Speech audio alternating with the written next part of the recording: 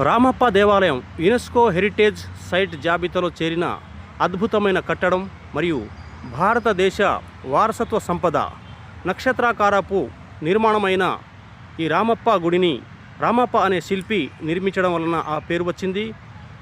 ఈ గుడిని కాకతీయుల కాలంలో గణపతి దేవుని సర్వ సైన్యాధిపతి అయిన రేచర్ల రుద్రుడు 13వ శతాబ్దంలో 1213వ సంవత్సరంలో నిర్మించడం జరిగింది. అప్పటి సాంకేతికతను ఉపయోగించి రాతి మరియు తేలికపాటి ఇటుకలతోటి ఇసుకతోటి శాండ్ బాక్స్ ఉపయోగించడం జరిగింది.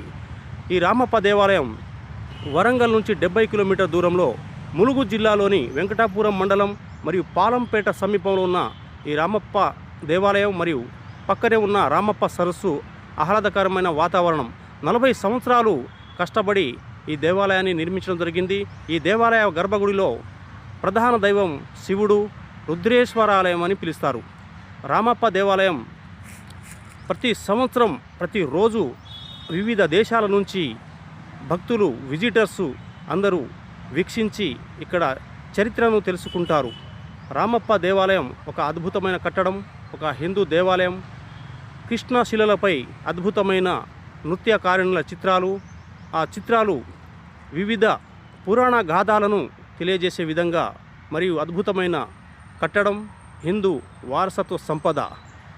మరిన్ని వీడియోల కోసం నా యూట్యూబ్ ఛానల్ సబ్స్క్రైబ్ చేయండి, షేర్ చేయండి, లైక్ చేయండి. ఇటు rock artist doctor Venkat Naik.